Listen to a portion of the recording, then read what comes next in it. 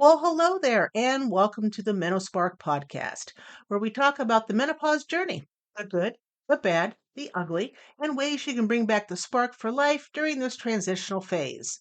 This podcast is for women and those who love them going through perimenopause, menopause, or the postmenopausal phase. I'm Allie Thies. I'm your host for this podcast. If you'd like to learn more about me, please visit menopausewellness.co or thepassionzone.com. We are looking for guests here on the MenoSpark podcast. If you are a professional who help women in midlife, please see the link in the show's notes to sign up to be a guest. And if you are a woman going through menopause, any part of the menopause journey, peri, meno, or post menopause, there's a link below too for you to be on the show because, let's share what we're going through. That way, everybody knows they're not alone. So, where this is MenoSpark, not Menopause. I was thinking about yeah, doesn't matter. MenoSpark episode number 7. Insomnia and menopause. Why can't I sleep? Ugh, gosh. This problem we're tackling today, so many menopausal women struggle through. And doctors just say, "Hey, so you got insomnia. Deal with it." Right? It happened to me for a very long time. The doctors were really no help. They wanted me to take melatonin or they had different sleeping medications they wanted to prescribe me. I'm like, no, no. But I really was sick and tired of waking up at 2 or 3 in the morning and then being awake. I mean, talk about my stress level hitting the walls. Um, I finally did found a solution for me. I do take magnesium. Oh, and I forget which one off the top of my head. I will stick it in it should be in the show's notes below which magnesium I take. But since taking that, about an hour or two before I go to bed has improved my sleep drastically. So let's go into why insomnia in menopause matters. If you've been lying awake at night, tossing and turning, waking up drenched in sweat, or maybe staring at the ceiling, wondering why your body suddenly hates you, trust me, you're not alone. And it's not just an inconvenience. Poor sleep affects everything. It wrecks your mood, your hormones, your weight, your cognitive function, and even your libido. Yet so many of us are told to pop a melatonin, as I mentioned earlier, maybe do some deep breathing or just relax. But here's the truth. Those quick fixes don't get to the root of the problem. Menopausal insomnia just isn't about getting older. It's a full body hormonal shift that demands a real solution, not a band aid. So, what's really happening to your sleep? Well, we've got hormonal chaos. Estrogen and progesterone play key roles in regulating sleep. When they start fluctuating or tanking, your sleep cycle takes a hit. We've got cortisol overload. If you're waking up at 2 or 3 a.m. wide-eyed and your stress hormones may be in overdrive. High cortisol levels can keep you wired when you need to be sleeping. And before I go on, let me tell you what I did with my cortisol overload, which I knew was a problem. I have oatmeal every morning, every single morning now, and it is taking care of that issue. I have sometimes minute oatmeal, sometimes the steel oats oatmeal, depending on what kind of fruit I have. I use berries. If I have fresh berries, I use the steel oats oatmeal.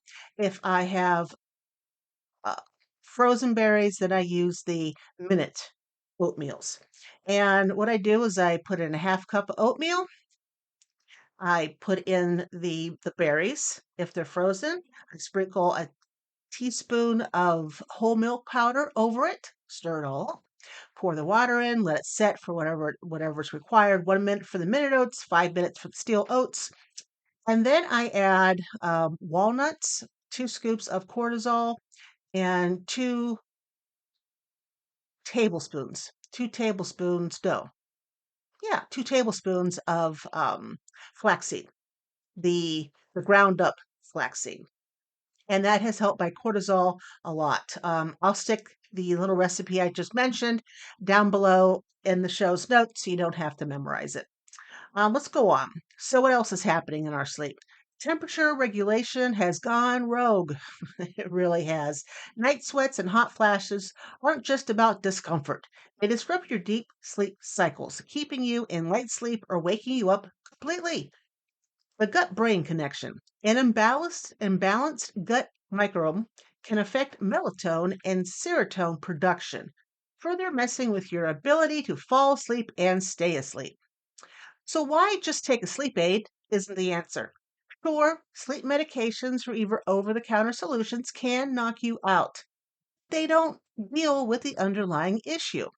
And if you're relying on them long term, they can lead to dependency. And we don't want that. And even make your sleep worse over time. Goal isn't just to sedate yourself, it's to restore a natural, high quality sleep. So, some real solutions for deep restorative sleep. This isn't about throwing random tips at you, it's about giving you a strategic approach to reclaiming your sleep. Balance your blood sugar. A spike and a crash in blood sugar at night can jolt you awake. Avoid late night carbs. Instead, focusing on protein rich evening snacks. Cortisol control, as I mentioned earlier with me and my oatmeal. Wind down routines aren't just a luxury, they're a necessity. Magnesium and ashwagandha, I think I said that right. I do hate saying it, but it works. And stress lowering techniques like yoga can be game changers. Again, along with the oatmeal I mentioned. Targeted supplementation. Not all sleep supplements are created equal. Magnesium glycinate, which I believe that's what kind I do take, L-theanine, and CBD oil can help you regulate sleep cycles without the grogginess. You want to redefine your bedroom environment. Your room should be a sleep sanctuary. No blue light, keep blackout curtains, and keep the temperature cool. Yes, even in the winter. I turn off the heat in my room in the winter time and put a fan on my face and snuggle under the covers, and it's just wonderful. You want to move during the day, but not too late. Exercise is crucial for sleep regulation. Late night workouts can spike cortisol, making it even harder to wind down. Now, back to the oatmeal. I know I keep harping on the oatmeal, but obviously I eat it in the morning and it regulates my cortisol all day long, including in the evening when I'm sleeping.